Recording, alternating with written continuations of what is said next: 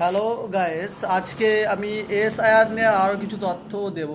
তো SIR form already তোমরা বিএলওর কাছ থেকে পেয়ে গেছো মনে হয়।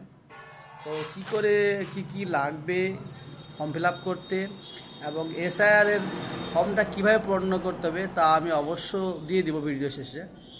তো দেখো, মূলত এসআইআর যে ফর্মটা ফিল আপ করতে হবে এখানে বেশি কিছু নেই। সাধারণ কিছু জিনিস রয়েছে: নাম, ঠিকানা, বাবার নাম, আর এক্সিস্টিং ভোটার লিস্টে যে বাতায় নাম আছে সেই নামগুলো লাগবে।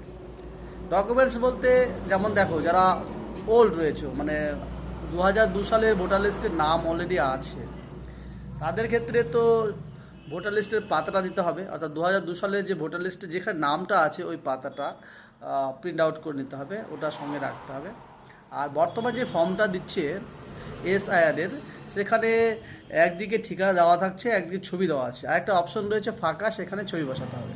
এই তো, ঠিক আছে। আমি ডেসক্রিপশনে দিয়ে দিব বা ভিডিওর শেষে দিয়ে দিব, তোমরা দেখে নিয়ে পূর্ণ করে নিও। হ্যাঁ, আর কোনো সমস্যা থাকলে আমাকে কমেন্টে অবশ্যই জানাও।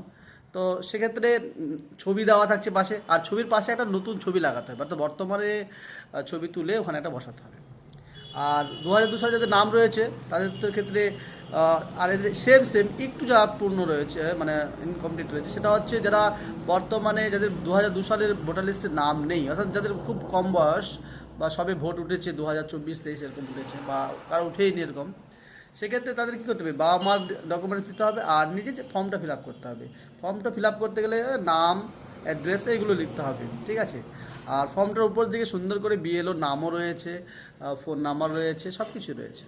সেক্ষেত্রে আশা করি সমস্যা হবে না। আর যদি কোনো বিশেষ সমস্যা হয় তাহলে আমাকে কমেন্টে জানাও। আর যদি আরও সমস্যা হয় তো বিএলওর কাছে সঙ্গে যোগাযোগ করে নিয়ে কনসাল্ট করে নিয়ে লিখতে পারো, সেক্ষেত্রে যা জেনে। আর যেগুলো ডকুমেন্টস লাগবে বিএলও অলরেডি বলেই দেবে, সমস্যা নেই, বা আমার এখানেও পেয়ে যাবে।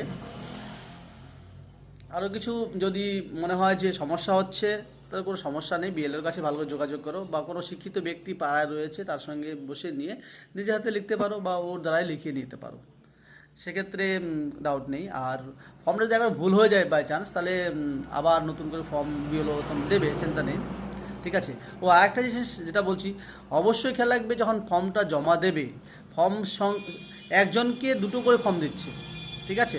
একটা নিজে রাখতে হবে আর একটা মানে একটা জমা নেবে, একটা রিসিভ কপি দেবে, এরকম ব্যাপারটা। মানে দুটো করে বিএলও অলরেডি একজনের দুটো করে দিচ্ছে ফর্ম। একটা ফর্ম দুটো ফর্মে ফিল আপ করতে হবে এবং সেম জিনিসগুলো থাকবে।